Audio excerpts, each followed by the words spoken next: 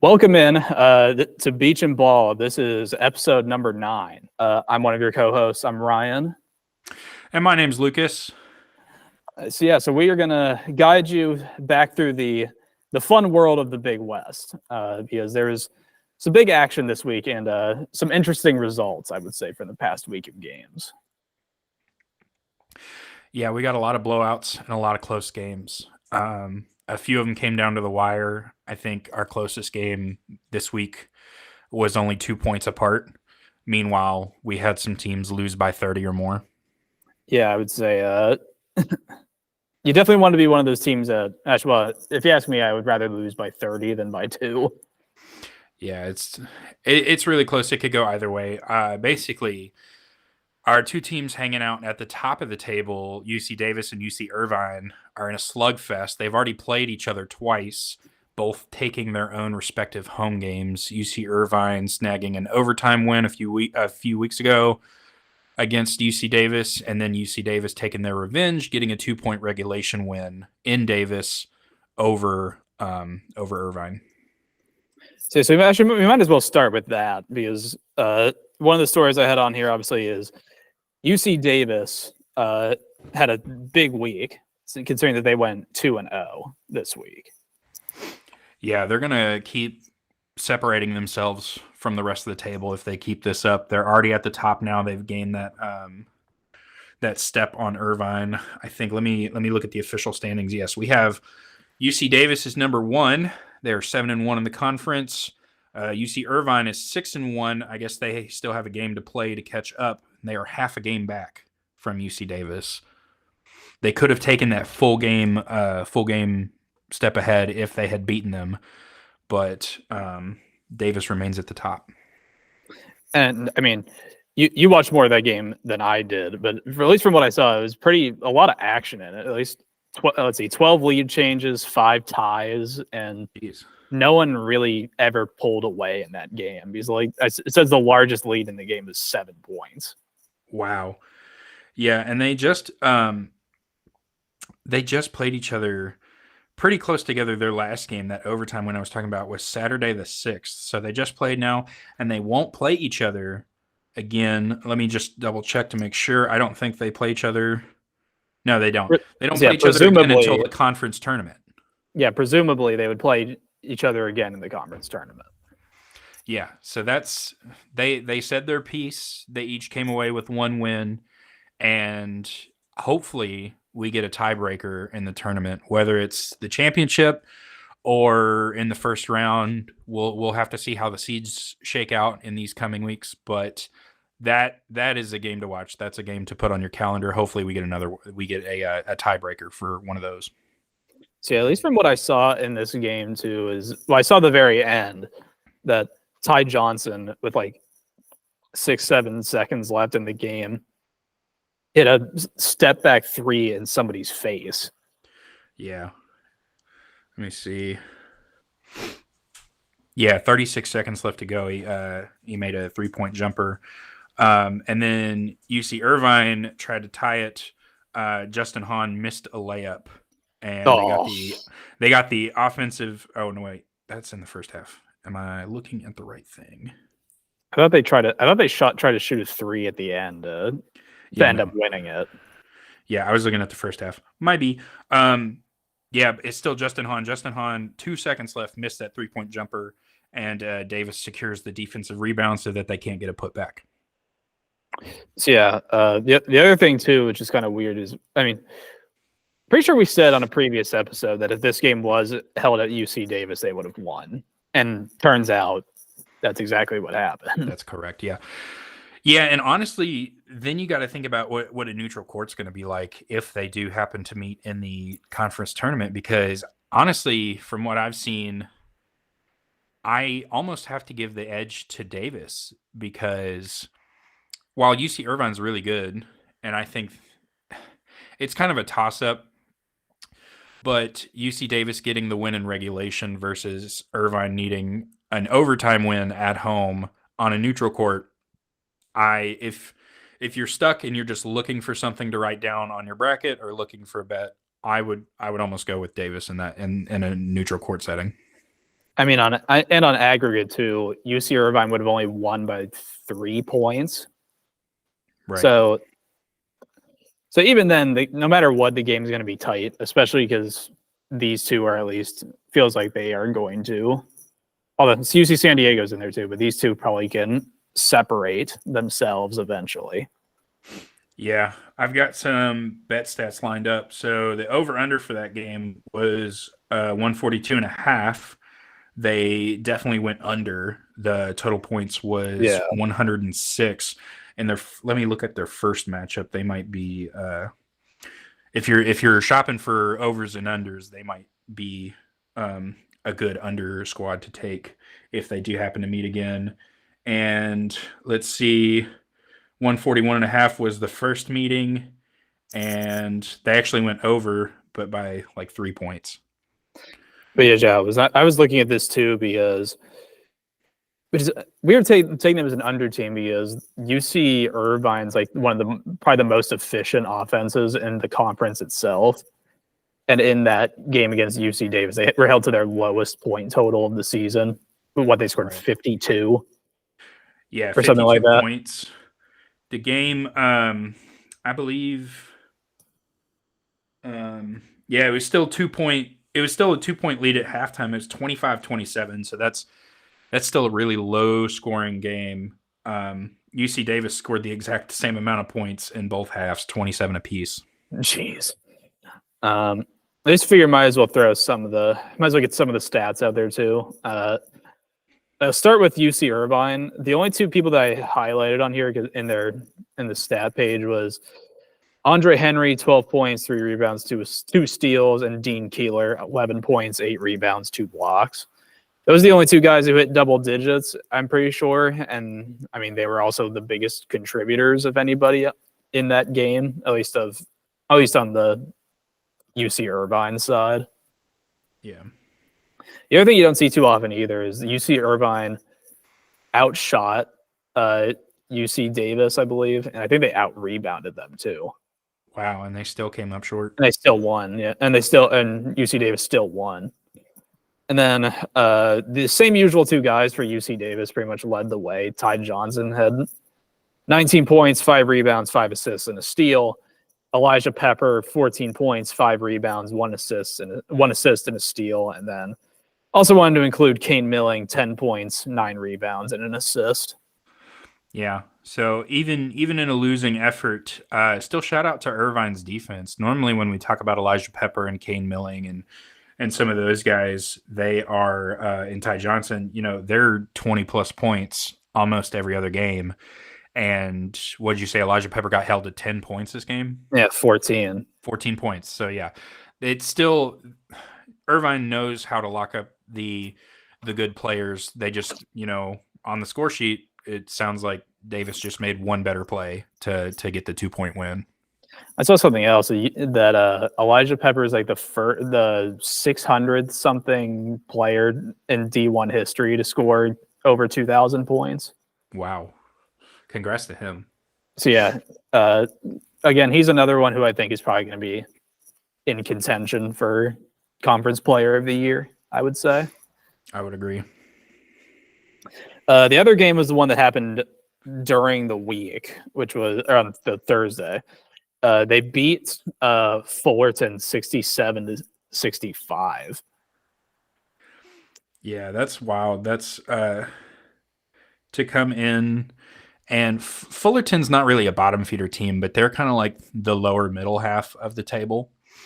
They made the conference title game last year. Yeah, they two really close. Both of their games were 2-point wins, weren't they? Yeah, they're both a margin of 4 points. Wow. In these two games. But as we all know, that's all it takes. And it doesn't matter by how much if you win the game. Yeah. So now, like we mentioned before, UC Davis is alone up at the top. And at least I watched a good chunk of this game, especially the second half of it. UC Davis was down like 10 points at halftime. Wow. And then they obviously stormed right back. And And by the way, if you had to pick one player who led the way in doing this, who would you think that it is? Elijah Pepper. Yeah, he had 27. He had a double with 27 and 10. Yeah, see, that's what I'm talking about. He's usually got crazy stats like that. 27 points is amazing, and then basically you cut that in half when he plays Irvine. And I know that AJ Mitchell is going to be one of those guys who's going to be up there too. I don't know if especially if UC Davis makes the tournament, I don't know how this guy isn't player of the year. Yeah. And then he can go back to like lifting on the beach, I would assume. Yeah, that's insane. Yeah, so our top teams are pretty tight. So we've got 7-1 UC Davis, their only loss coming to Irvine, and likewise 6-1 Irvine, their only loss coming to UC Davis. Also chilling at 6-1 is our Tritons, UC San Diego. Their one loss coming to Irvine as well. So they're in pretty good company.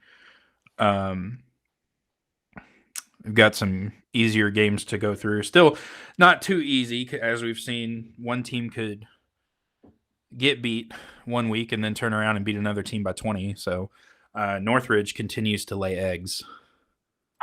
Yeah, we'll get to that in a little bit too. Some other things on that game I just wanted to mention. Ty Johnson, 14, 5, 3 assists. The other thing I've noticed about at least watching a lot of these games, there are a lot of steals in these games. Mm-hmm. I don't see them in like any other. I don't see any more steals than I see probably in like this level of games. Because Elijah Pepper had 3 steals. Ty Johnson had 4 steals. Nico Roshak had 1, had a steal, also had 11 points and 3 rebounds. So at least to do some of the storytelling of this game, in the second half, UC Davis went on a 6-0 run to get the lead with about 2 minutes left in the game. This is also another thing. Cal State Fullerton outshot and out-rebounded them. Wow. Max Jones, which Cal State Fullerton, they did their business to UC Santa Barbara on Saturday, but Max Jones, 18 points, 4 rebounds, 3 assists, 2 steals. Torrey San Antonio, 12 points, 6 rebounds, 2 assists. Baril Kabamba, 11 points, 7 rebounds, 2 assists. And Grayson Carper. Grayson Carper has a shot, by the way. Really? Yeah, he's got a really good 3-point shot. 11 points, 5 rebounds, and 2 assists. But yeah, nice. So yeah, UC Davis, they might be in the driver's seat right now. Yeah, especially without any more games against Irvine. Let me see. They have to play. Funny enough, so their next game coming up Saturday, the 27th, they have to play UC San Diego, our number 3 team in the conference. So if they can get a win there, if they can get a win there, that's almost smooth sailing. They don't have to play Irvine again. They get to play San Diego, and then they get to play. Do they have to play San Diego once more? Yes, but not until March 7th. So they have a streak of very winnable games between Saturday and March. And no offense to some of the teams on the bottom, but they also have to play them a lot too, and that they should be able to hopefully just pick up wins that way. Yes, Cal Poly still our only team without a conference win. Everybody else has at least 2. Bakersfield picked up their second. Yes, they did. They still have to get through Bakersfield. They have to get through Cal Poly, and we're going to get to actually we can head to Cal Bakersfield right now. Cal's Bakersfield has 2. It's a team we haven't talked about in a while, probably since like the beginning, but they have back-to-back wins. Yeah, and they did them both impressive. This week. So they beat Riverside 80-56, which Riverside also, I believe, hasn't beaten a team on the road yet. And then they beat Cal Poly by 12, who Cal Poly's not beating much of anybody right now. Yeah, that's crazy. So as of right now, as of time of recording, Yeah, UC Riverside 0-10 on the road. Not ideal. Bakersfield 0-8 on the road, and Cal Poly 0-9 on the road. Not ideal, but hey, we don't apologize for winning. Right. Yeah. Currently, are only two teams with winning records on the road. UC Irvine, I would assume. Actually, give me three teams. One team is 500 exactly. UC San Diego is 500 at 4-4 away from their place. Northridge 6-4 away. Gosh. And when they play away from the Pyramid, Long Beach State 6-4. Oh wow. Both Davis and Irvine are under sub 500 when they're playing outside their respective homes. UC Davis is 3-4. Irvine is 3-6. I wonder how much of that is the competition that UC Irvine has played. Yeah, that could play a bigger part too. So one thing since we haven't talked about Bakersfield a lot, might as well bring this up. First time they've won back-to-back games since November. Wow. So they beat St. Catherine, wherever that is, 77-44. And then they beat Sacramento State, 75-71. There we go. I'm also kind of curious, where is St. Catherine University? I assume it's a university. There we go. It is in San Marcos, California. So the more you know, the more you learn. So I might as well start off there. So where Bakersfield did most of their damage was in the first half against UC Riverside. Yep. Bakersfield shot 50% from the field, 53% from the field, basically, 45% from three. They had one guy record his first double-double this season. Corey Stevenson had 21 points, 11 rebounds. Yeah, he had a monster game. Even bigger than Caleb Higgins. Caleb Higgins 0 for 3 from the three-point line. Stevenson only shot once, but he made it. Ended up 21 points. That's crazy. Caleb Higgins did make up for it by having 17 and 6 assists. Yeah. And the other guy was Marvin McGee, had 14 points. So, I mean, Bakersfield they've turned a corner at least a little bit. Riverside, the only thing they won in this game is they had more offensive rebounds, and that was about it. Yeah. They shot 30% from the field, 28% from three. Not bad. Yeah, Bakersfield picks up 2 wins in a row, Riverside and against Cal Poly, gaining steam, and their next opponent is Northridge, who has been floundering. Floundering, yeah. So that is a very winnable game for Bakersfield. They can easily take advantage of a faltered Northridge team. And are they at home or away? That game is in Northridge, so that could be hard. A little bit of a tougher task, as we know. That would have to be Bakersfield's first away game this year, but I still think they can do it. It is a non-zero chance. The other two guys I wanted to highlight since we might as well talk about Riverside a little bit too.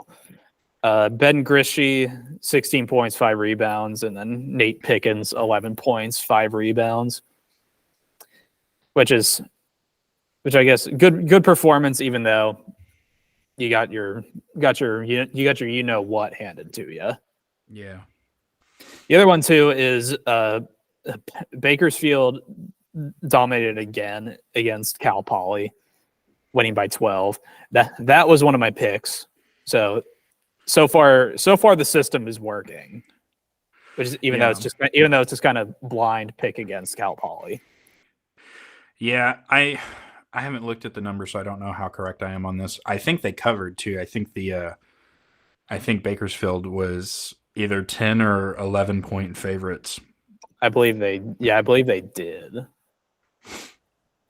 which is awesome. So the one thing that didn't help things for Cal Poly, they turned the ball over 16 times. 16 times, that translated to 23 points with Tom. I just like this guy's name, Tom Mark. That's going to come into the game we're going to play later. But 16 points, 7 rebounds, and 3 steals. Caleb Higgins, 14, 2 rebounds, 4 assists. Caleb Higgins continuing to be good. So check this stat out. I just stumbled upon this by switching back and forth between the Bakersfield Cal Poly game and the Bakersfield Riverside game. Both of those games in Bakersfield. Can you guess the difference in attendance between those two games? I'll give you a hint. Against Riverside, there was less attendance, and against Cal Poly, there was more attendance. But do you know by how much? Oh, I thought I saw one of the ones. It was like one of the games only had like 500 something people at it. At least if I was looking at the right game, I'm gonna say like 400 people. I'm gonna say like the other one had like 100 something people at it. It's double. Oh boy! So was it like 500 to like 1100 or something like that? A little bit better. UC Riverside had 800, and this game was in Bakersfield again. Let me see. Yeah, 896 people. Oh my god! And then for the Cal Poly game, it was 1974. That's pretty good. Yeah. So a much bigger turnout. Now, granted, that game was on. It's a Saturday versus a Thursday, so people are off work. We get it, but like doubling, basically a little bit more than doubling your attendance depending on what day of the week. That's kind of crazy. Yeah, it's wild. It might have been. Who knows? It might have been UC Davis that I was looking at.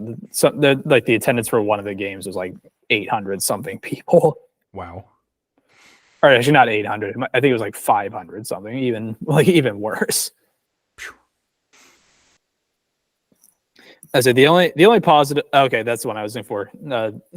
UC Davis and Fullerton was 583 people. Wow.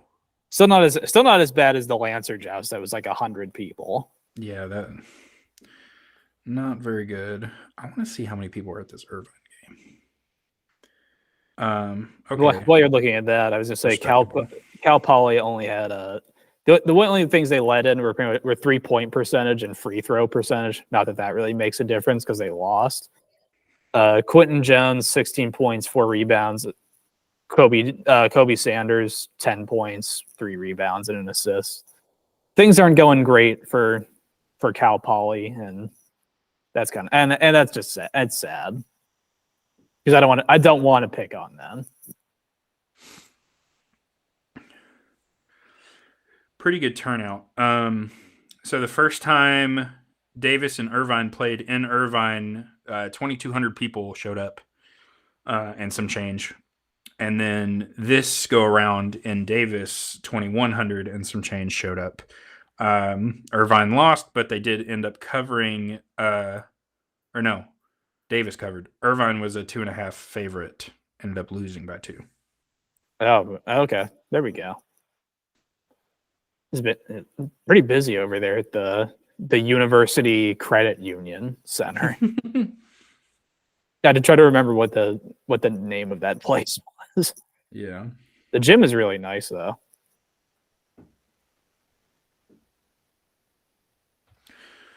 All right. I didn't know this. The WWE apparently held shows at that arena. See, it's already lined up. We just need. I don't know what it takes for the NCAA to like recognize something as a collegiate sport. But if we could get WWE as a collegiate sport in the Big West, I think we would be legendary. But they have actual wrestling. Yeah, I know. They could have 2 kinds of actual wrestling. WWE is not fake. Actually, never mind. The UC Davis wrestling team was discontinued in 2010. Oh, there we go. So perfect. Less people want to watch the grapple kind of wrestling. More people want to watch people getting hit with steel chairs. Well, you can't hit anybody in the head with a chair anymore. Oh no. Yeah, because apparently they found out that if you hit somebody in the head with a chair, that's kind of a bad thing. You don't say. That's that when people always ask me, they're like, do you think the WWE is real or fake? I'm like, well, I'm sure some matches are scripted on who wins. It's hard to fake getting hit with a chair. Yeah, you still got to push somebody. Even if the chair is like made out of like, I don't even know, probably made of like aluminum foil. Yeah, and even if the card tables that they like shove people through or drop people through are like easy break, you're still falling from the top of a cage onto a table. Like, yeah, it's kind of hard to fake that. Right. The only other story I wanted to talk about too is the player of the week last week was Bryce Pope from UC San Diego. Nice. Congrats to him. So he's the second Triton to win it this year.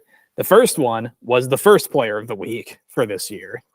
There we go. Which is Anawanawa Tate Jones. He's from New Zealand, so however you say that. Yeah, so 20 this last week, I guess. 21.5 points, 3 rebounds, 2 assists, and 1.5 steals in their 2 wins against Cal Poly and Long Beach State. 47% for the field, 50% from 3, 87%, actually 88% from the free throw line. Right now, obviously, they are tied for second best in the conference, like we mentioned, since they are 6-1. Other nice thing about Bryce Pope, too, that's going to help them maybe get some honors is he's tied for 4th in the conference in scoring with like almost 19 a game. Wow. Only problem is Elijah Pepper, who averages probably like 30 points a game. Yeah, a lot of these guys we talk about end up with these big numbers in the points column. I think that's really exciting, and that's why I'm surprised that not a whole lot of people talk about small conferences anymore. Everything's about the Power 5 conferences and what Kentucky's doing, what Duke's doing, stuff like that. And you've got these small nuggets of gold here in the Big West. And that's what this show is all about, trying to bring those guys to the forefront.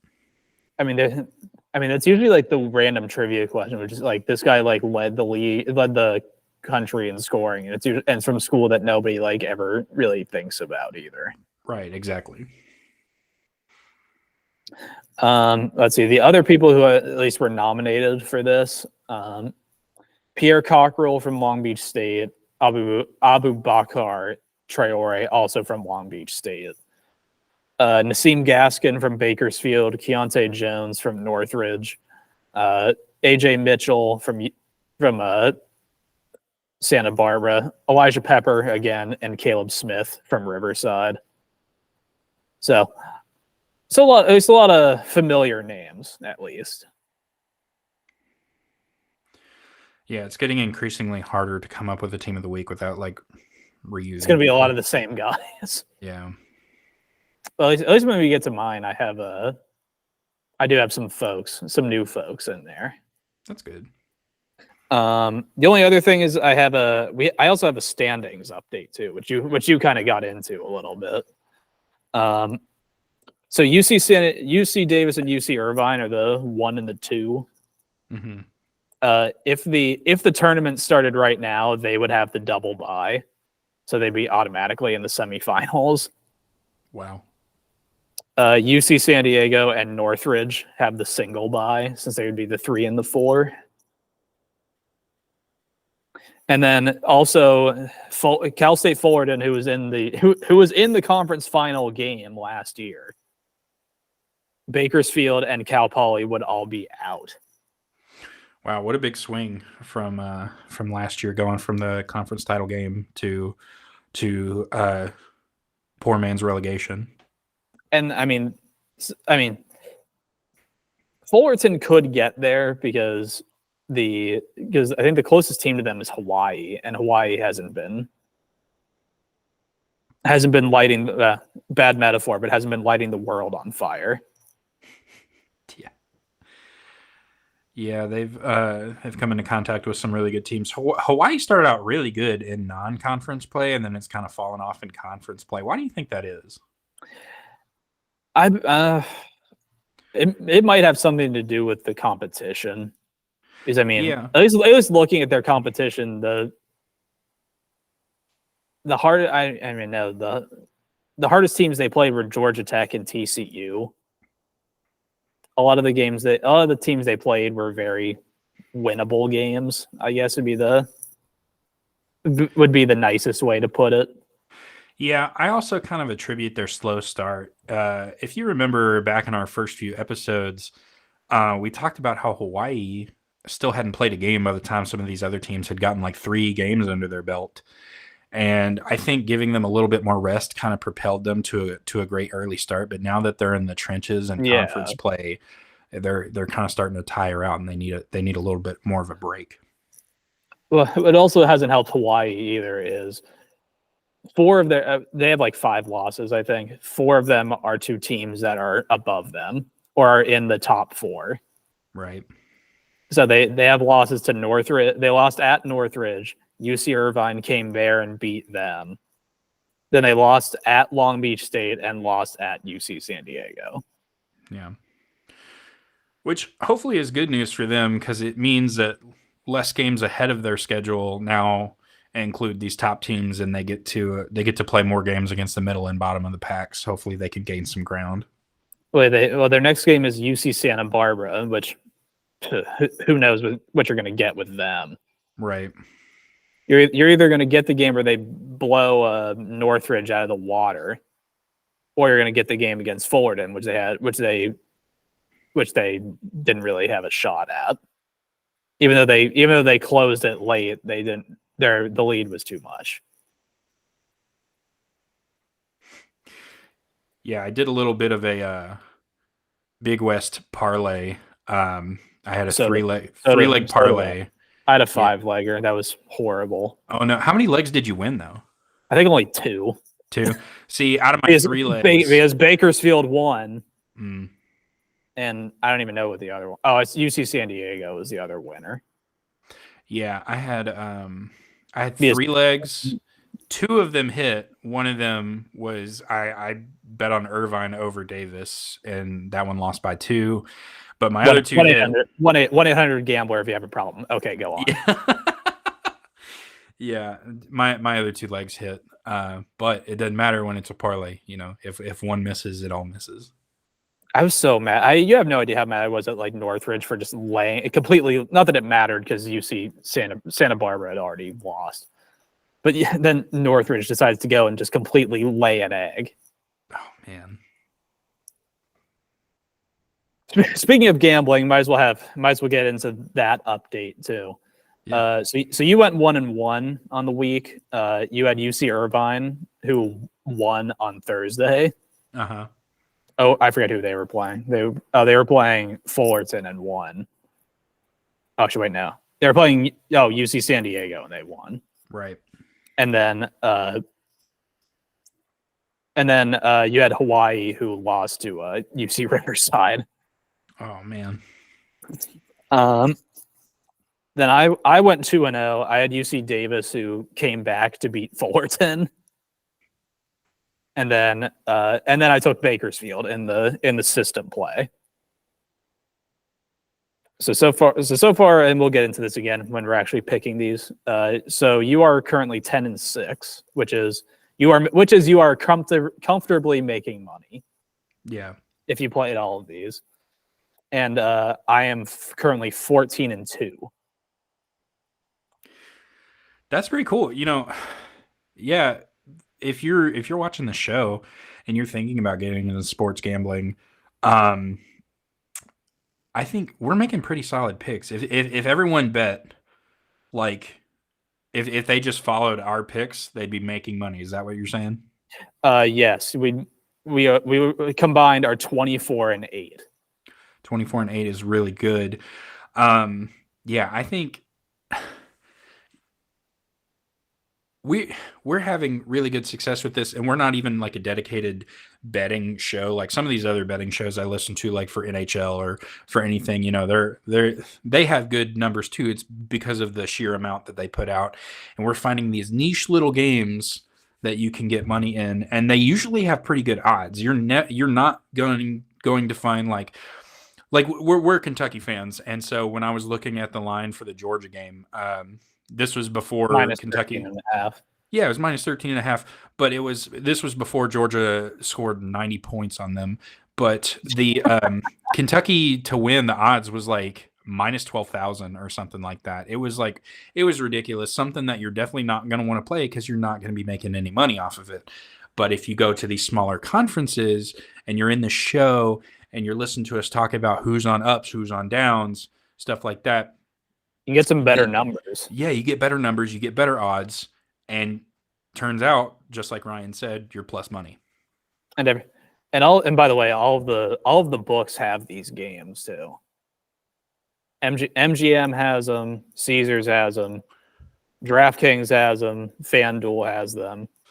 Yeah, my recent parlay was on BetMGM, and they included a nice little college basketball parlay profit boost. So take advantage of those too.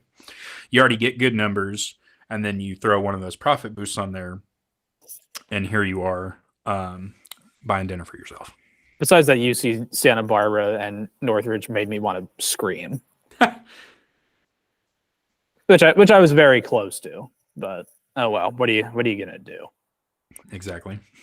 Do you have any other stories that you wanted to mention before we get into our next thing?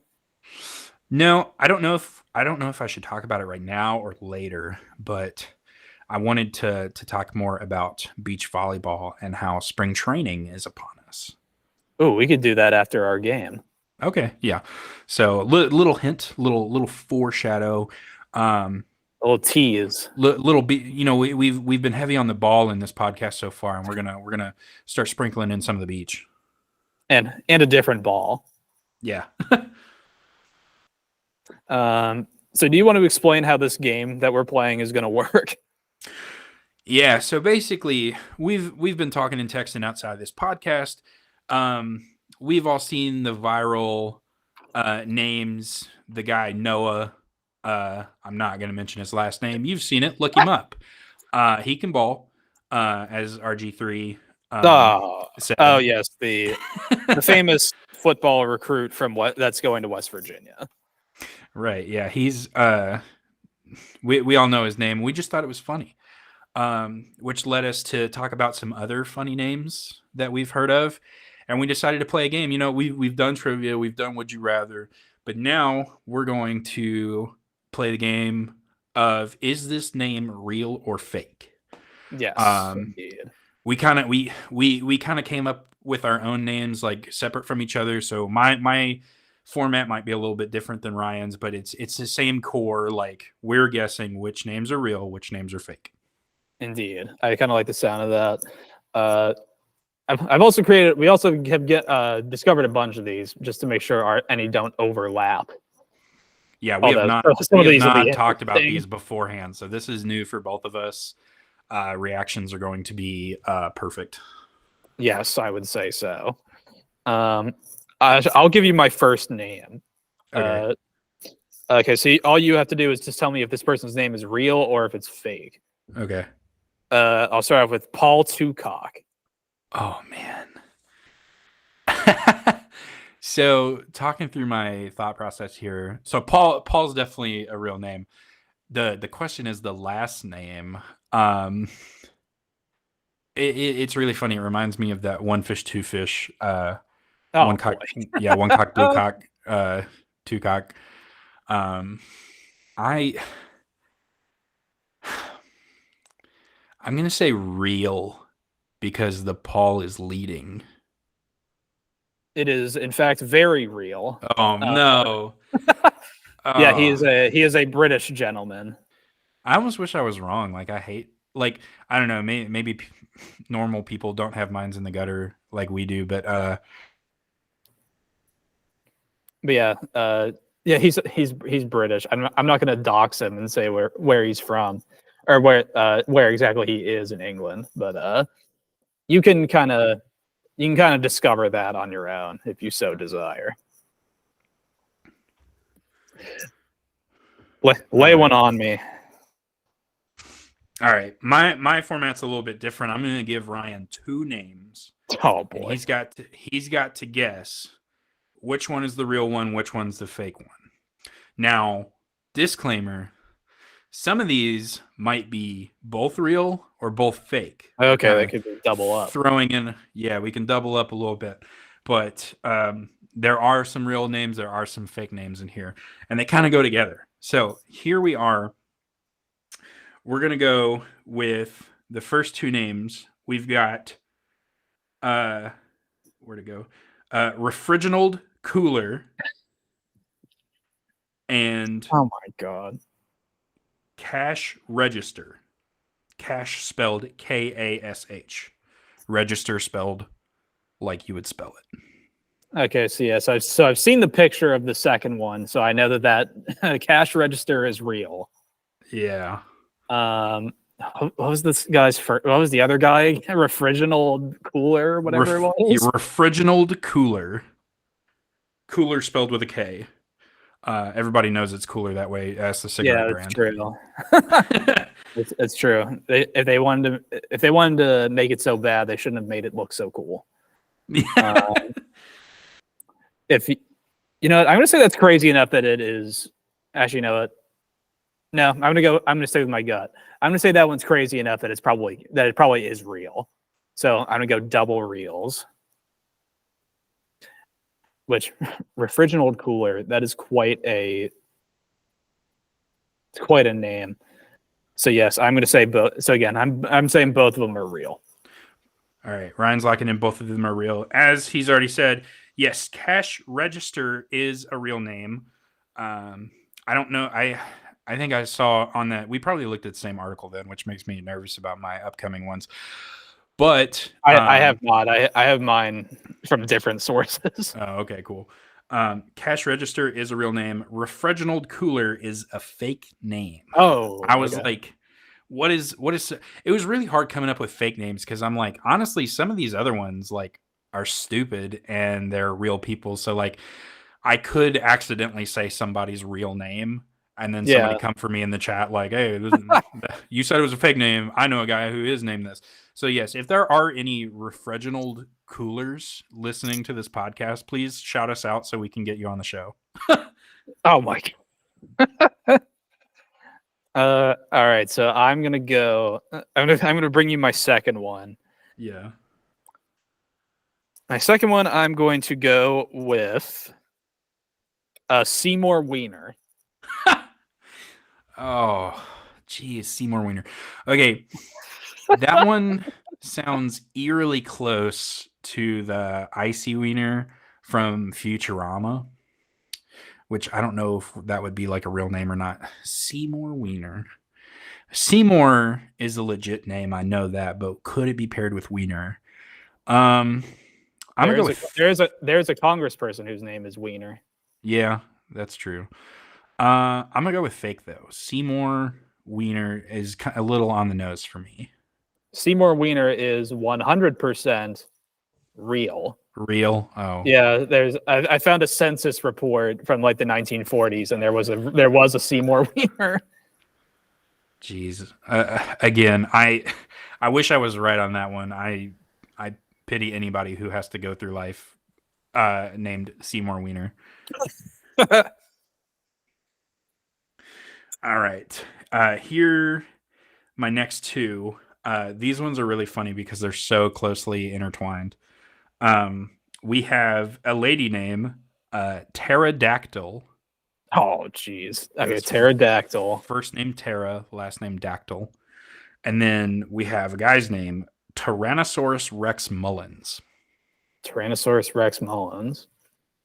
It's quite a pairing. Yeah, it's a mouthful, that's for sure. Can I get a spelling on dactyl? Dactyl, Dactyl. Oh, so actually like the dinosaur. Yes, yes. I'm gonna go with pterodactyl is real. Tyrannosaurus Rex Mullins sounds way too insane. You know, okay, I'm gonna flip them. So pterodactyl is real, Mullins is fake. All right. So pterodactyl is in fact a real name. That's Um, fantastic. there was a newspaper clipping I saw where the photo that they took credited a pterodactyl as cheering on her team from whatever newspaper this was. So yes, pterodactyl 100% real. Tyrannosaurus Rex Mullins also real. That's fantastic. Yeah, I didn't read too much into him, but now I'm curious because I'm like, why? Did he legally change his name to that? Was he named that from the start? Were his parents big dinosaur nerds? I think from his picture, he looked like he was older than Jurassic Park, so he was an OG dinosaur nerd before Steven Spielberg made it cool. Oh my god. Also, I like dinosaurs too, and that Tyrannosaurus Rex Mullins just sounded way too out there. Yeah, it does. Is, Well, is I think Tyrannosaurus his first name, yeah, and Rex is his middle name? I guess. yeah. Well, see, the part that makes that sound fake is the Mullins part because Yeah. you're like, Oh, why? I thought Why not the just Mullins leave it part at sounds real. really? See, Well, because when I I mean, first there are saw it, people with the last name of Mullins. yeah, and I know a guy whose last name is Rex. So like, I'm like, oh, if you just left it at Tyrannosaurus Rex, I'd be like, yeah, there's probably somebody out there named that. Um, funny enough, I met a kid. This isn't part of the game. I met a kid at a baseball game named dead serious. His name was Anakin Sky, and his last name was Walker. Oh, So, jeez. yeah. So his parents, huge Star Wars nerds, named him Anakin, middle name Sky, last name Walker. That's a power move right there. Yeah. Hopefully, he doesn't grow up to kill all the younglings. Yeah. All right. Here's my next one. I'm going to give you. I'm going to give you Sam Dullard. Oh boy. Sam Dullard.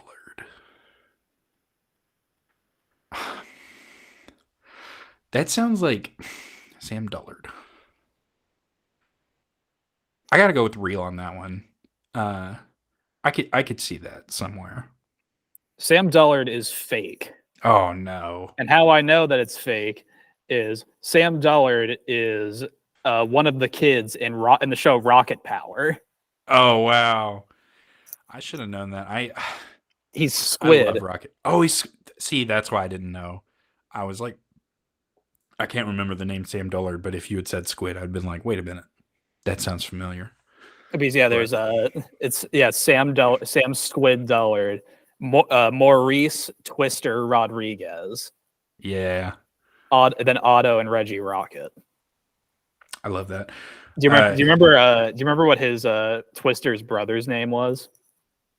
Which also for the record, that's also one of my favorite shows. But I love '90s Nickelodeon shows. By chance, do you remember what Twister's brother's name was? Oh, I think it was like Skeeter, wasn't it? No, That that was was Skeeter was from yeah, Doug. yeah, yeah, Skeeter Valentino, I believe his name was. Um, Is no, what was his name? Lars. Lars. He also had like a very like he spoke like completely different than his like brother. Yeah, it was hilarious. All right, lay your next one. I miss Rocket Power. Me too. My next one, we've got. You may know one of these names because you like baseball so much. We have two names. One is Steve Schartz, and another one Medium Rare. Kind of like my favorite way to eat steaks. I'm pretty sure Steve Schartz is real. I'm assuming that has to be a baseball player. And then Medium Rare. Medium Rare sounds too good to be true, so I'm going to say it's fake. That's 100% correct. Steve Schartz is a real person. He played baseball. Forget which team. I think he was a relief pitcher. And yes, Medium Rare. Although that's how I like my steaks cooked, it is not a real name, sadly. However, like I said earlier, if there are any people named Medium Rare out there, please let us know. We'd love to have you. So I searched Steve Schartz on a Baseball Reference. Yeah. Do you know where he he happened to be drafted from? Cal State Northridge. Let's go. It all comes back. I did not know that, so it all comes back. Baseball Reference, if you don't know, is a very, very good website for baseball statistics. All roads lead to the Big West. It's true. Are you ready for my next one? Yeah, lay it on me. I am going to go with Pam Poovey. Okay. Pam Poovey. Is it Poovi? Vey. Vey. Pam Poovey. Pam Poovey. I'm trying to think. I'm like, now you got me worried. Now I'm like, is there a cartoon character that I'm forgetting about named Pam Poovey? I'm gonna go with real. That's a real name. Pam Poovey is a fake name. Ah. This one is also from an animated show, but it's also from one of my favorites. She is a character on the show Archer. Oh, okay. I haven't seen Archer. That was a Yeah, good, she's voiced by Amber Nash, but she also she is a fantastic character. That's awesome. Oh yeah, go ahead with your next one. Yeah, my next two, we've got these ones are a little off the wall. First one, we've got Manfred Fredman. So it's basically Manfred Fredman. Okay. Yeah, Manfred. It's a Fred Man. Okay. Yeah, Fred Man, and Scorpion Manley. Scorpion Manley. Okay, I've never heard anyone with the last name of Fredman, so I'm gonna assume that one is fake. Okay. But you know what? I'm gonna go with both of them are fake. Scorpion Manley. Scorpion Manley sounds to be like a porn star name. Yeah. All right. I tried to throw him a curveball and he grooved it right down the middle. Ryan's correct. Both of those names are fake. Yeah, Scorpion Man. As good as that sounds, it sounds very much like a porn star name. Yeah, I thought I'd trip you up on the one. Manfred one, but yeah, no, the Scorpion Manley. I was like, I got to go weird with this one just so that I'm not like accidentally naming somebody who, that's their real name, and I'm assuming it's fake. I guess I'll go with my next one that I have. I'm gonna go with Kevin Moist. Kevin Moist. That's a real name. That sounds. Yeah. Well, yeah, I've seen that very somewhere, much but real. yeah, it's apparently some like realtor somewhere that's named Oh. Kevin Moist. Gross. Everyone's buying. Hopefully, that your house has water damage as soon as you walk in. Right. The market stays dripping. Oh man. No. All right, my last combo here. We've got finishing strong. We've got two guys. One is named Hitler Mussolini. Oh boy. And then the second guy, his name is Mr. Love. Mr. Love. First name Mr. as in Mister. So there's enough horrible people out there that would probably name their kid Hitler and Mussolini, and it could be an Italian family whose name is Mussolini. Yeah. I'm gonna assume that one's probably. Unfortunately, that one's probably real. But you know what? I'm gonna go Mr. Love. I do know people whose last name is Love, besides the football player whose name is Love. Mm-hmm. I'm gonna say they're both real. That is correct. They are both real. I saw the mugshot of Mr. Love on an article, and yes. What'd he do? Honestly, I didn't read that far into it. I was so caught up in the name. I was also caught up in Hitler Mussolini. I was like, okay. Ryan and I were talking about this before we were recording about how many people do you think are named Adolf versus Judas? And this guy was just like, we're going to skip Adolf altogether and we're going to go straight for Hitler Mussolini. Two last names. This guy's got two last names as his full name. The two last names is like two of the worst people to live. Yeah. I mean, who's his sibling? One of them is by far the worst. Yeah, his little brother named Pol Pot Saddam. Oh, jeez. Actually, here I'll give you another. I have a bunch of other ones ready too. I might just rip through them because they're fantastic. Yeah. I'm gonna go with Jay Bilzerian. That is a fake name. I love the show. Big Mouth. Big Mouth. That's where that's from. Good. Do you ever see what his actual name is?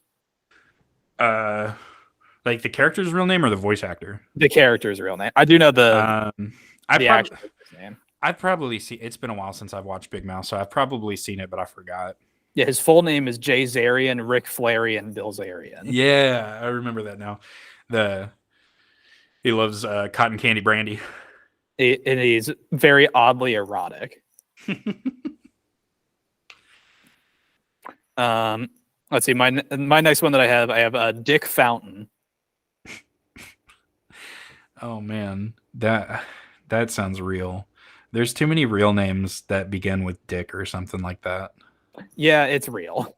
It's very much a real one. Yeah. Dick Bang or Dick Hard. My next one I'll go with Leo Spacemin. So I have a bunch of other ones ready still, but the next one is Leo Spacemin. Leo Spacemin. That sounds fake. Spacemin is like, it sounds like somebody's butchering the pronunciation of the word specimen. I'm gonna go with fake. It is fake. Dr. Leo Spacemin, his last name spelled Spaceman, or as Tracy Jordan likes to call him on 30 Rock, Dr. Spaceman. Dr. Spaceman. Another one that I had is Lal Singh Shada. Lal Singh Shada. That one sounds real. That I don't know enough about names that are that long to know, but it sounds legit to me. I'm gonna lock it in real. It is fake. Oh no. Lal Singh Shada is because I saw this movie on a podcast I listened to. It is the name of the Indian remake of Forrest Gump. Oh no.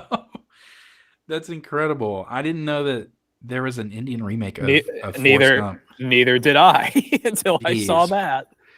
Does it still take place in Alabama? No, I think it takes place in India. Oh, that makes sense. So does he play cricket instead of American football? Wow. I guess. He might just play like football. He could play soccer. International football, yeah. As the American kids these days call it soccer. Let's see. I have two more. Might as well use them. Liz Lemon. Liz Lemon. That sounds fun. That sounds real. It is fake. Oh no. That is Tina Fey's character in 30 Rock. Oh, okay. That's how you beat me. You start naming shows that I haven't watched. I that's what I was trying to figure out with Jay Bilzerian is like, has he watched Big Mouth or not? Yes. I couldn't go with I was gonna try to go other like random cartoons, but some of them would be too obvious. Have you watched speaking of Big Mouth, have you watched the spinoff show Human Resources? I have not. That one looked like it was too much on the hormone monsters. Yeah, it is. There's a lot of other monsters that they get into, and that's kind of why I liked it. The first season was good. I'm kind of in the second season right now. It is not as good. Maybe it'll pick up, but first season was pretty alright. It was pretty funny. I kind of liked the relief of the monster. I don't know if I could handle it 24/7. Right. The other one that I have is Thangam Debonair. Oh man, that sounds fake. It's real, apparently. Oh no. This is also another British person. Gotta love British people. I was trying to think of some other ones of. Oh, I do know some other fake names that. Well, I was trying to think of some other good ones based off of cartoons. I was wondering if you would get some of them. Would you have got? Would you have? I assume you probably would have gotten Chucky Finster. Yeah. Rugrats. That was another. What was it? Oh, Stinky Peterson. What's that one from? Is That's that Ren and That's Stimpy? Hey Arnold. Oh yeah. Okay. He's I think he's the tall lad. He's the tall lad. Okay. I don't know who you're if he talking had about. an actual name or not. No, my favorite name. Actually, I don't know if they ever gave him like a legit name or if his name was just Stoop Kid the whole time. But Stoop Kid would have been funny too. Oh, I want to see if actually since we're on this topic, might as well see if Stoop Kid actually had a name. I don't think he did. Yeah. He actually had a stoop. Does he actually have a name? It appears they don't know what his actual name is. Oh boy. Stoop Kid is just a nameless character. Oh no. Well, there was the one guy who was just like obsessed with his birds. I forget what it. I think it was just like Birdman or something. Birdman from the NBA. Well, no, I wish it was Chris Anderson. Also, you ever see the things that how they like never say Arnold's name in that show, but they actually do. Really? Yeah, Arnold. Apparently, his rumored last name is Shortman or Shortman. Shortman. Actually, I did have some other ones. I think you would have probably gotten. You might have gotten Helga Pataki. Yeah, that one's from Hey and Arnold. her dad Big Bob. Big Bob. Actually, there are some that are real names that are also fake. That were names of cartoon characters, like Susie Carmichael. Mm-hmm. That's another Rugrats one. Yeah, Johnny 2x4. Johnny Two. I think that one. I think I might have to say I think that one might be fake. Yeah, that's Johnny from Ed, Edd n Eddy. Indeed. What was the other? Oh, it was Marie Canker. Yeah. Oh boy. I've been getting down to into that realm of TikTok now. Is just watching just voice actors just voice their different characters. Yeah, they're very good at it. I think being a voice actor would be awesome. Like if I ever got the chance to do it, I would definitely do it. Well, one of my favorite ones was Carlos Alverzaki. Because he voices the character of my favorite cartoon show, which he voices Rocco. Rocco, yeah, Rocco's Modern Life. I think my favorite voice actor of all time, definitely Tom Kenny. He's up there for me too. Tom Kenny's up there. No, Mark Hamill. Oh yeah, Mark Hamill's voiced a lot of things. He does so much, and it's just my favorite stuff. Like his Joker will forever be like the quintessential Joker for me from Wasn't Batman he like the Animated Series. I would say, wasn't he like the '90s cartoon one? Yeah, Batman BTAS, Batman the Animated Series. He was the Joker, and rest in peace, Kevin Conroy. Kevin Conroy was Batman. Also, finding out if you look back at like what all the characters that somebody voiced, it's insane. Mm-hmm. Like a fun one, just like looking at Tom Kenny's his list of things that he has voiced is insane. Yeah, he does stuff all over. I'm trying to think of.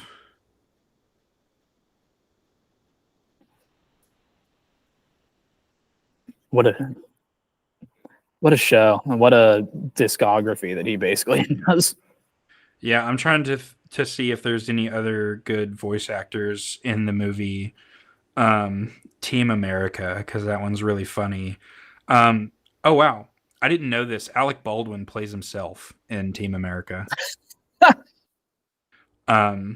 But no, most of the voices are done by Trey Parker and Matt Stone. I was going to say, I would assume Also that, really good voice actors. even though most of them are just like just slight variations of their own voice. Yeah, it's just a different pitched Cartman. Did you see? Did you know that Darren Norris was in Team America? Oh yeah. And pretty sure Darren Norris, I'm pretty sure was like he was the voice of Cosmo and Timmy's dad. Oh wow. Yeah, I see him on the cast list. And he was also the janitor from Ned's Declassified School Survival Guide. Okay, so the guy who voiced Kim Jong Il in Team America, Oh boy, his name is Christophe Lemoyne, Christophe Lemoyne. which also sounds like a fake name. I mean, we do know there's a Lemoyne College now. Right, exactly.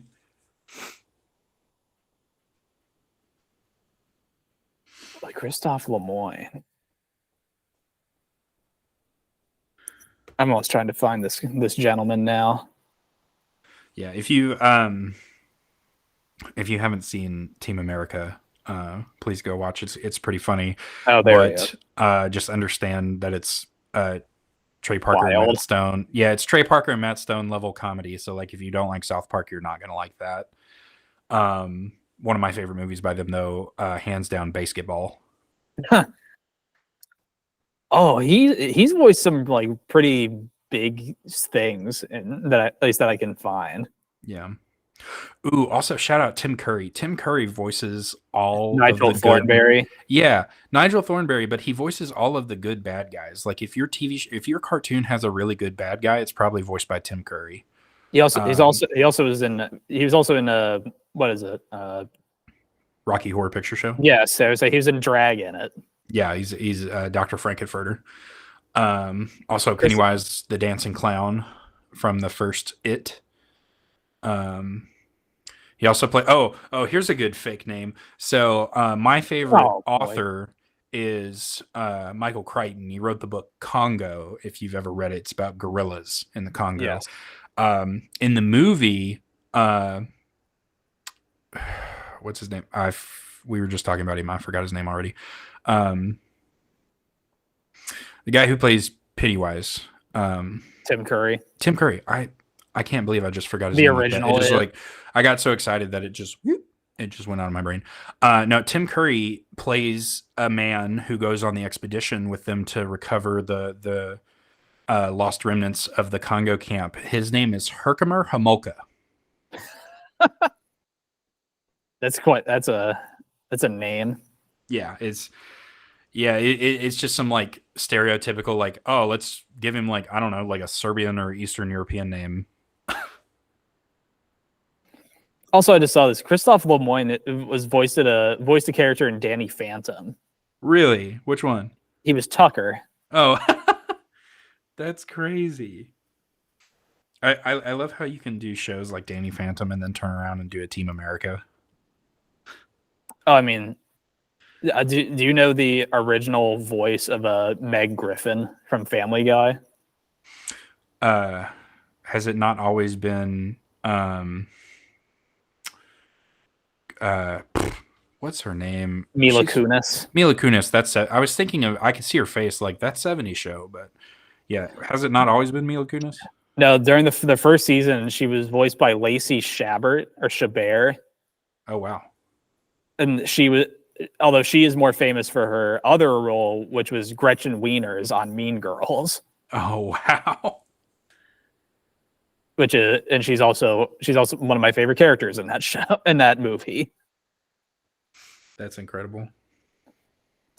Also didn't know this. She was also the voice of Eliza Thornberry. Really? Yeah. How about that? See, she knows Tim Curry. She does. Although I feel like that's one of those that you're probably like not even like you just don't have to like interact with anybody. Right. You just kind of lock yourself in the recording studio and do your lines. One of my favorite Tim Curry roles was, have you ever seen the movie Fern Gully? I have not. So it's a cool animated movie about like pollution and deforestation. Yeah. We're sorry about the technical issues that's been happening. It's the funness of doing a live show. Sorry, what were you saying about that? So yeah, Fern Gully is a movie about like deforestation and pollution. And basically like the humans are the bad guys and they're coming to they're loggers and they're coming to chop down this magical forest filled with fairies and all these creatures, and that's called Fern Gully. And Tim Curry plays pollution, basically his um what is his name in that show? Basically it looks really cool. He's like a black ghost and he like flows like slime and sludge. Is it Hexus? Hexus, yes.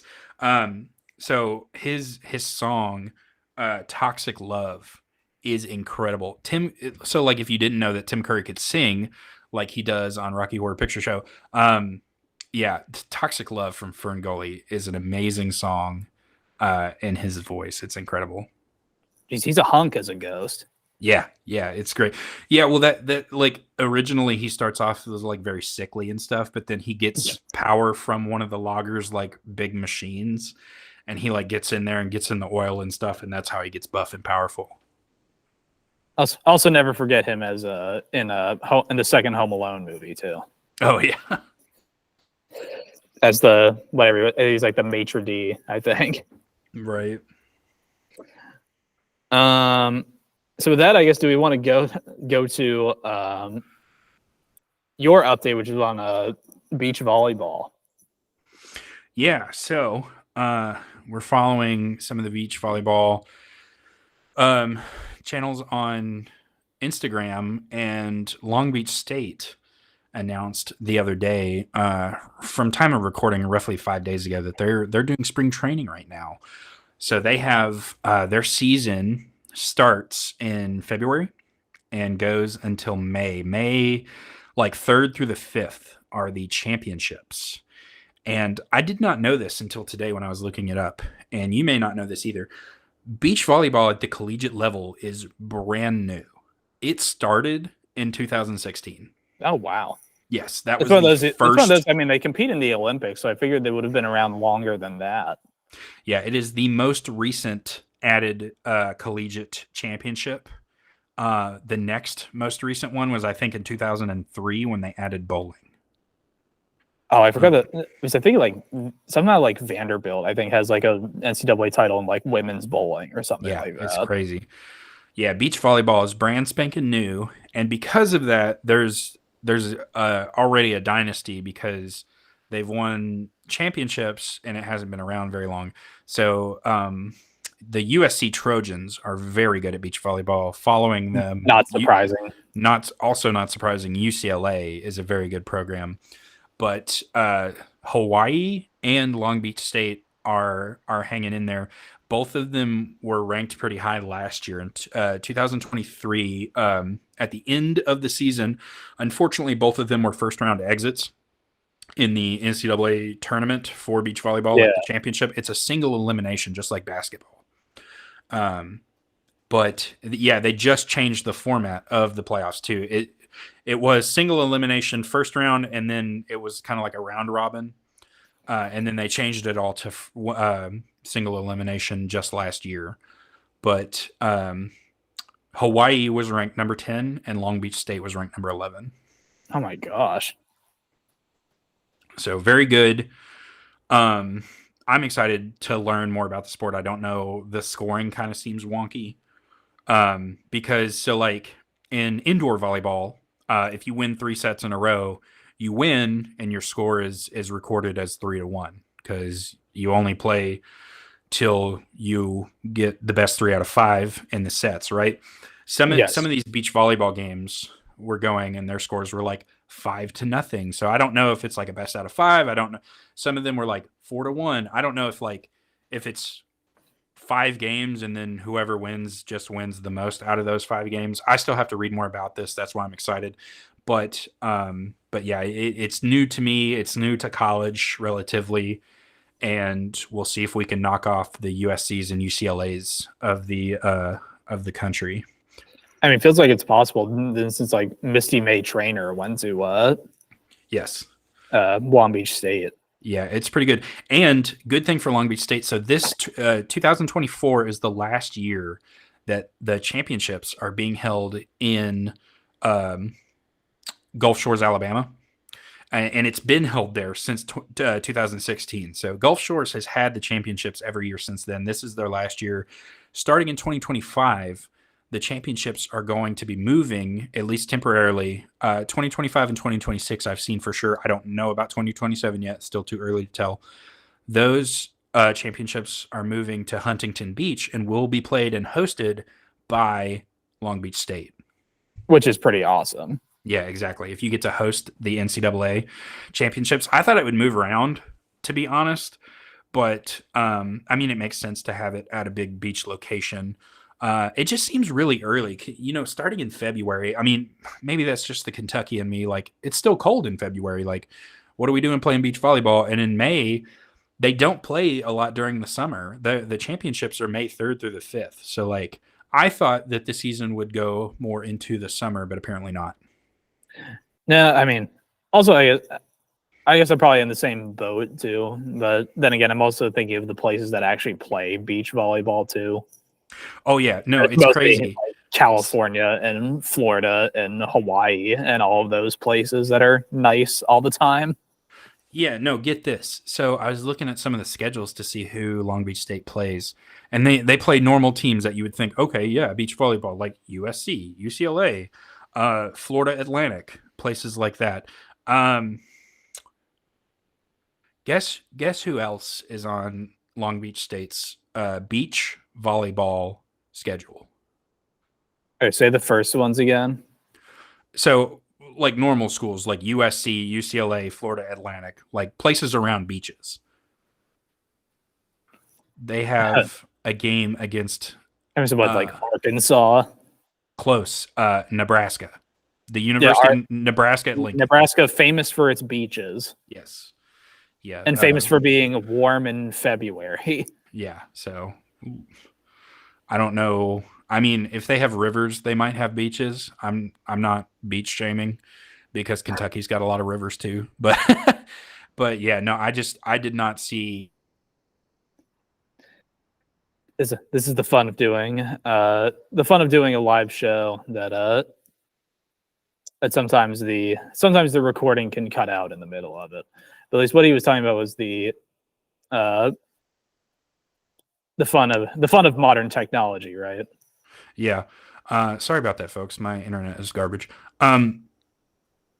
Yeah, University of Texas at Austin also has volleyball, and like, okay, it's still in the middle of the state, but at least Texas like is on the Gulf of Mexico, so like, yeah, whatever. But Nebraska, come on.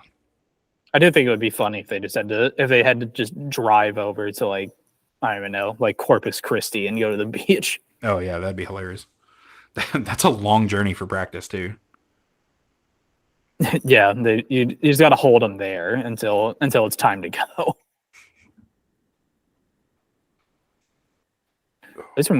I'm looking at the bracket from last year right now. Mm-hmm. Yeah, Hawaii was in it. They lost in the first round, and Long Beach State lost to Cal. Yeah, so pretty good teams. LSU also plays beach volleyball. Although a lot of these teams play in different conferences, I still think USC and UCLA play in the Pac-12. LSU does not play in SEC. SEC does not sponsor beach volleyball. The Big West sponsors it. Conference USA sponsors it. Yeah. Some of the other ones I can't remember. So that's something to look forward to, especially as that season approaches. Which, given that it's happening next month, it's happening pretty soon, I would say. One of the last segments I think we want to get to is I guess we might as well do the teams of the week. I'll start off and do mine. So my team of the week, I have two guys from the same school, which kind of helps because they're both did really well this week. Elijah Pepper and Ty Johnson. Elijah Pepper probably going to be Conference Player of the Year. 20.5 points this week. Big wins in big comeback win against Fullerton. Big win against UC Irvine. 20.5 points for Pepper. 16.5 points for Johnson. Pepper had 8 rebounds, 2 assists, and 2 steals. Ty Johnson 5 rebounds, 4 assists, and 2.5 steals over the games for this week. Another old name that's been on here probably a few times, Johan Traore from UC Santa Barbara, had 17 points and 11 rebounds. Another guy who is probably not new to this, especially because I think he's been nominated Player of the Week a couple of times. Francis Nakori had 13.5 points and 3.5 rebounds this week for UC San Diego, which helps with their win against Hawaii. And then I believe they lost to UC Irvine, which is no shame in that. And then the last one, a guy who is at least we've only mentioned him in positive light, but we can actually put him onto this. My team of the week features Cal State Bakersfield, my guy, Caleb Higgins. 16 points, 2 rebounds, 5 assists in their 2 big wins this week. Nice. I think that's a really great lineup. My team of the week, I didn't really spend much time on it because we've been talking about the same guys over and over, and mine would honestly probably look exactly like Ryan's. So I'm going to take this time to shout out some guys and kind of hopefully pump up some others. Big shout out to Isaiah Moses from Riverside. I think he had a really great game and he deserves to be on a team of the week. Some people that I kind of want more out of though, Bent Lukton did not really do very well in his last game or two. And so I need him to step that up a little bit. I think one of his games, he only had like 2 points. So he's kind of been inconsistent for us. And if he wants his team to start doing really well, it needs more consistency from the center spot from Bent Lukton. Let's see who else. Where does...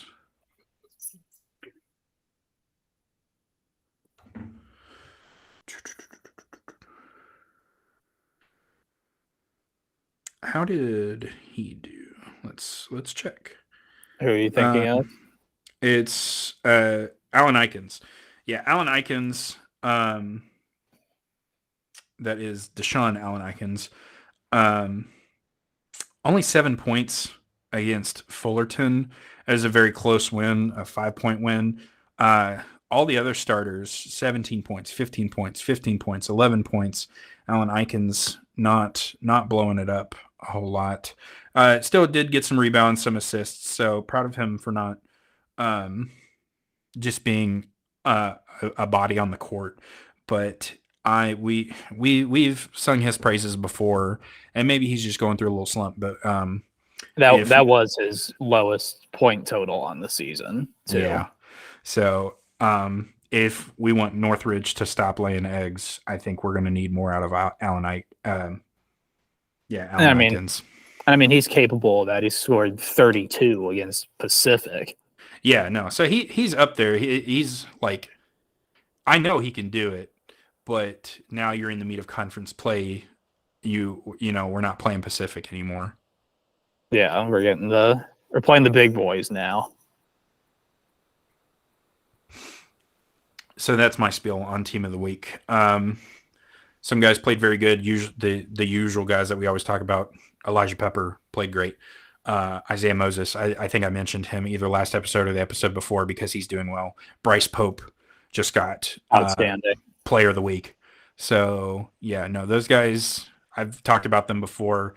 I didn't want to make it vanilla and basically keep the same team of the week as last time. So that's why I'm using this time to kind of see if we can get more out of some players that had been doing really well. Ben Lukton had been on one of my teams of the week a few episodes prior, and now he's kind of in a slump. Which at least I feel like he can come back too. So considering that, I mean, two of the teams that they played this week were very good. Very good, yeah. So with all that, do we want to, I guess, preview the week coming up? Yeah, I think we can do that pretty quick. Not a lot of games that jump off the page. No, it's mostly, Saturdays and Thursdays. That's the days we get. One team always sits out, and then we got 5 games going. Coming up this Thursday, the best game looks like Irvine plays Long Beach State. It looks like Davis gets the Thursday off. So coming off a big win, which they could use. Yeah, coming off a big win, and they get some much needed rest. They'll be back in action on Saturday, but at least on Thursday they get to watch some film. But Long Beach State is at home too, so they could pull it off. Yeah, if they catch UC Irvine slipping too much, if they're thinking too much about the game prior and not worried about Long Beach State, that could be a trap game. It definitely can be, because at least we have seen Long Beach State has the capability of can punch above their weight class. Yeah, exactly.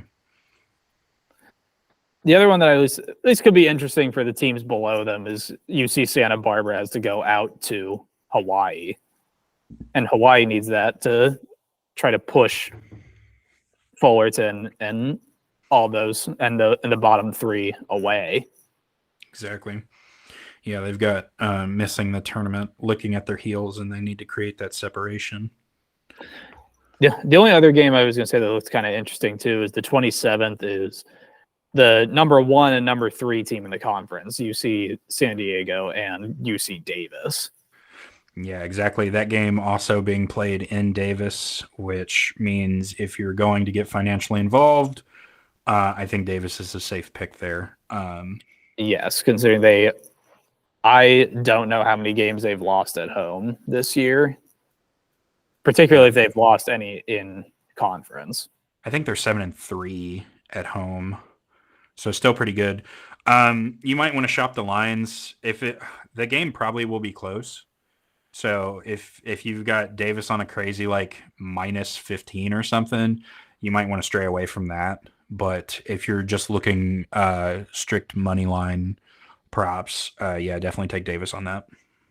And yeah, they have not lost at home. They haven't? Oh. They have not lost. Well, not lost at home in conference. Okay, cool. Other game that looks kind of interesting too is you have the 2 and the 4. You have Northridge going to Irvine. Given what's been going on the past little bit with Cal State Northridge, that could be a bloodbath. Which is very unfortunate because the Matadors also wear red.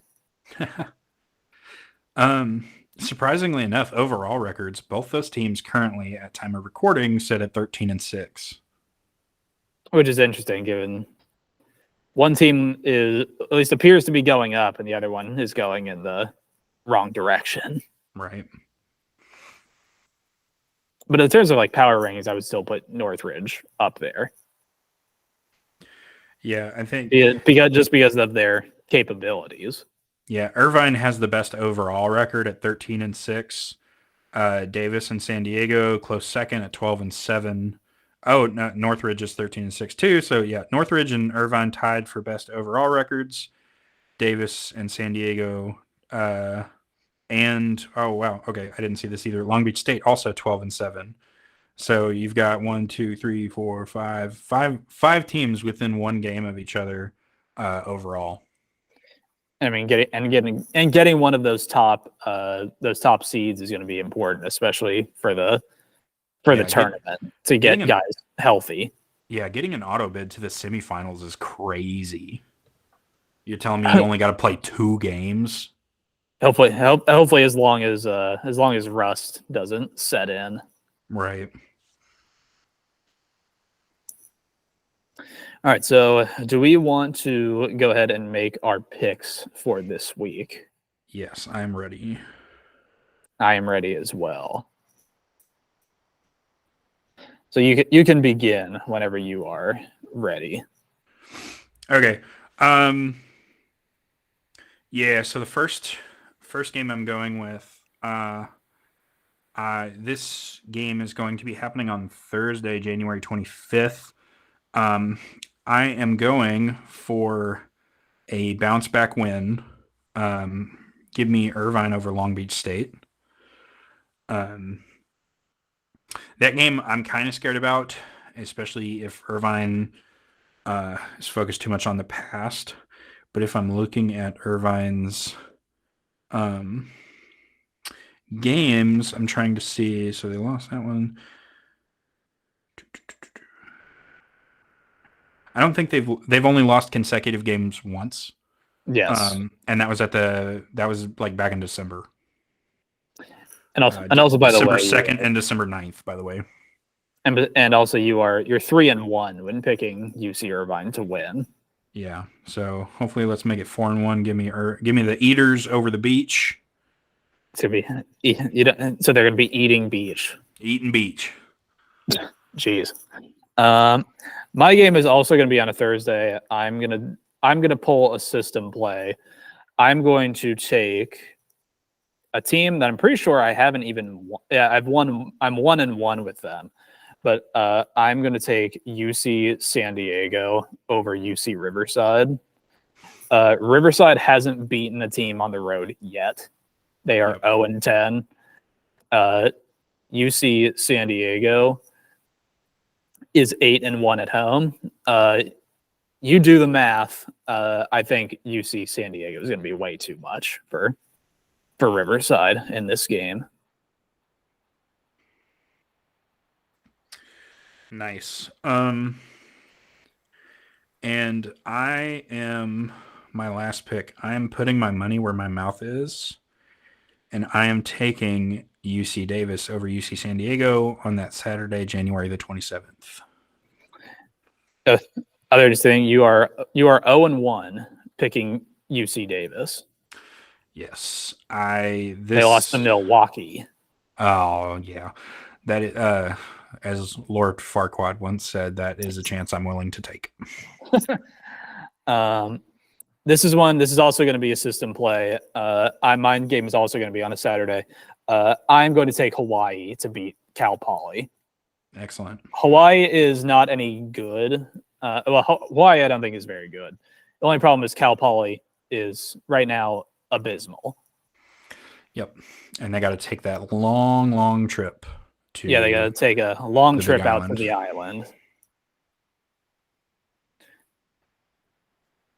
Which also is actually, well, what's going to be interesting is actually Fullerton would be in the postseason this year.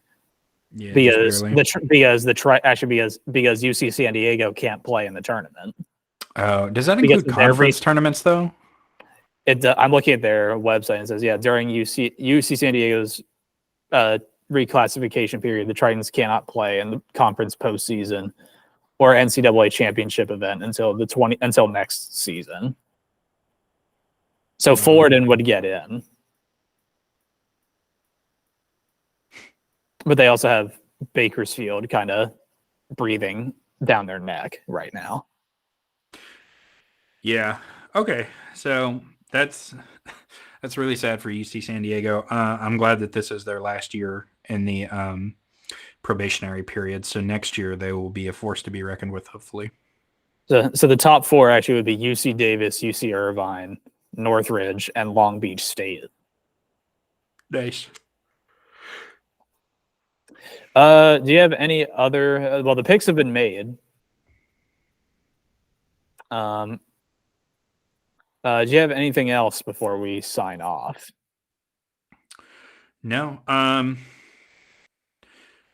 We're happy you're still listening to us. We're fine with episode number 9. We're next week we might have to do something special for our double-digit episode. I'm excited. We're increasing the production quality. I hope you enjoyed the intro music that we've done. We're going to try and be more active on social media.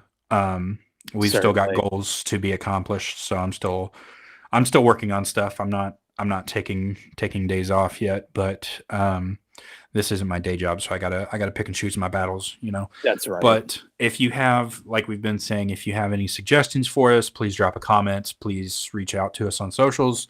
Let us know if you come up with another game that we can play or another segment that we can add in. Are we going too long? Are we going too short? Um, just let us know your feelings. Let us know if you like the show, if you don't like the show. We want to hear it. We take constructive criticism in this house. That's exactly right. Now that's a little warmer, I guess we can actually say this. So I am Ryan. And my name's Lucas. So hopefully now that it's a little bit warmer out here, you can always go out and enjoy the beach. But more importantly, since it's still conference season, you can enjoy the ball too.